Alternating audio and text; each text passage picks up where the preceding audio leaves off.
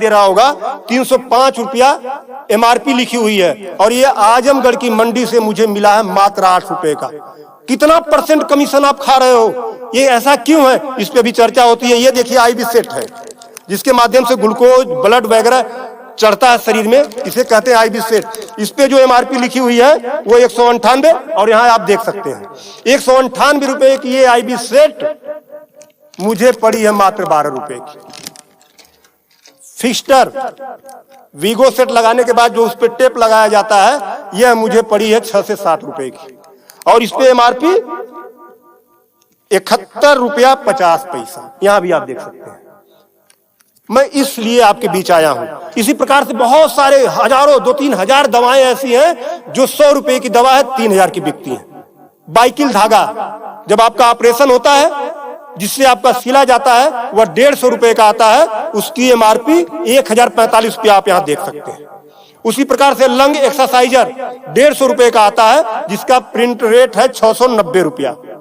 बुखार में जो पैरासीटामॉल की जो बोतल आती छोटी सी, वह 50 रुपए की आती है, और उसकी MRP यहां आप देखें MRP 522 रुपया है। कमर की बेल्ट जो 100 रुपए की आती है, उसे 500, 600, 700 रुपया प्रिंट।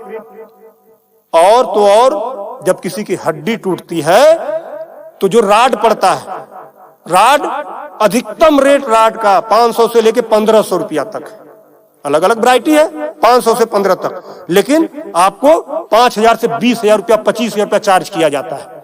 आपके दिमाग में आ रहा होगा कि अरे भाई डॉक्टर लगा रहे हैं तो उसको देखिए। डॉक्टर जब आप अस्पताल में भर्ती होते हैं तो बेड चार्ज अलग, नर्सिंग चार्ज अलग, जांच की फीसें अलग, वो सब चीजें करने के बाद 1500 रुपए की चीज खरीद कर आप 20-20 हजार का बेच रहे हो।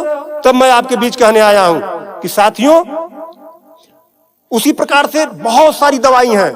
100 रुपए की दवा, एक दवा मैं देखा, ला नहीं पाया उसको, 100 रुपए की दवा, उसकी MRP 2000 रुपया लिखी हुई थी।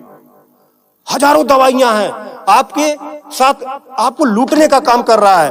मुद्दा ये नहीं है कि इस पे 305 का प्रिंट छपा हुआ है। मुद्दा ये है कि इसे छपने किसने दिया?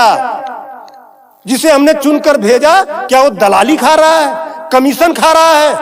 8 रुपए की चीज 305 रुपए का प्रिंट वो छपने क्यों दे रहा है? ये चोरी से थोड़ा ना बिक रही है, खुलेआम बिक रही है। तो ये जिम्मेदारी सरकार की है। इसीलिए मैं कह रहा हूं कि आइए, और ये मुद्दा किसी सपा, भाजपा, कांग्रेस, किसी नेता का थोड़ा ना है। ये भारत के 140 करोड़ जनता से जुड़ा हुआ मुद्दा है। आपको आगे आना होगा, और आगे आने के लिए आपको इस वीडियो को अधिक से अधिक शेयर करवाना होगा, अधिक से अधिक लोगों को बताना होगा। इसलिए नहीं कि मेरा ये प्रचार हो जाएगा, ऐसा कुछ नहीं है। इस मुहिम को जब ये वीडियो शेयर होंगे, सोशल मीडिया एक ऐसा प्लेटफॉर्म है जिससे सरकारें हिल जाती हैं। आज मैं इस चीज को लेकर आया हूं, ये जनता से जुड़ा हुआ मुद्दा है। जब आप मेरी इस बात को, जनता की इस आवाज को अपने इलेक्ट्रॉनिक गैजेट्स के माध्यम से आगे बढ़ाने का काम करेंगे, निश्चित रूप से सरकारें डरेंगी। और मैं तो कहता हूं, सरकारों को जनता से डरना चाहिए, जनता को सरकारों से नहीं डरना चाहिए। तब मैं आपके बीच कहने आया हूं कि आइए मेरे इस मुहिम को आगे बढ़ाएं। कि बात 305 रुपए की नहीं है, बात उस गरीब की है, उस रिक्शा चालक की है जो दिन भर में 450 से लेकर 500 तक की मजदूरी पाता है।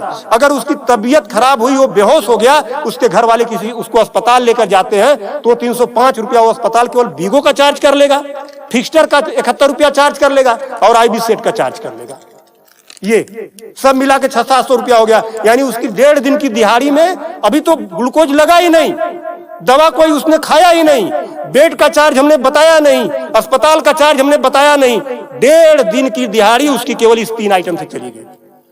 आगे की दवा कहां से आएगी? तब उसका बाप खेत बेचेगा, उसकी बीबी गहना बेचेगी। इस तरह का लूट खसोट। और मैं तो कहता हूं, शर्म करो ऐसा करने वाले लोगों। 8 रुपए की चीज 305 की बेचते हो।